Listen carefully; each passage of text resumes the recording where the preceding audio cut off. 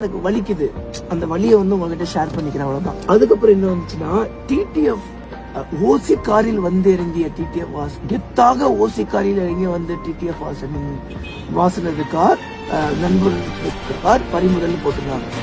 இது தப்பு இல்லைங்க. ஒரு சேட்டலைட் மீடியா நம்மளை எப்படி வந்து இதை சொல்லலாம்? ஆக்சுவலி நான் ஒரு பைக்கர், எனக்கு இது கார்.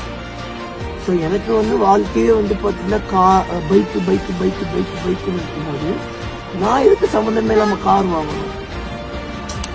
ஸோ அதனாலதான் எனக்கு இன்ட்ரெஸ்டே கார் மேலே இல்லை. பட் இப்போ அவனுங்க சொன்னதுலேருந்து இன்ட்ரெஸ்ட் வந்துருச்சு. அதுக்கப்புறம் சும்மா கொஞ்சம் கொஞ்சமாக பார்க்க ஆரம்பிச்சு. சரி வாங்கினா லேம்பர்கினி தான் அப்படின்னு சொல்லி நினைச்சு அப்படியே கார் மேலே கொஞ்சம் கொஞ்சமாக இன்ட்ரெஸ்ட் வந்துருச்சு. ஸோ நான் அப்பப்போ யோசிப்பேன், ஒரு சின்ன கார் வாங்கி பயங்கரமாக மாடிஃபை பண்ணி வச்சுக்கலாமான்னு கூட யோசிப்பேன். இல்லை வேணாம், நம்ம காசுல முதல் வாங்கினா பெரிய லேம்பர்கினியாக தான் இருக்கணும் அப்படின்னு சொல்லிட்டு விட்டுட்டேன். ஒன்றும் இல்லைங்க, நான் ஆட்டோவில் வந்து இறங்குறேன், பஸ்ஸில் வந்து இறங்குறேன், லிஃப்ட் கேட்டு வந்து இறங்குறேன், கேப்ல வந்து டாக்ஸில இறங்குறேன். அது என்னோட ஓன் விருப்பம். என்னோட ஸ்டேட்டஸை கிண்டல் பண்ண இவனுங்க யாரு?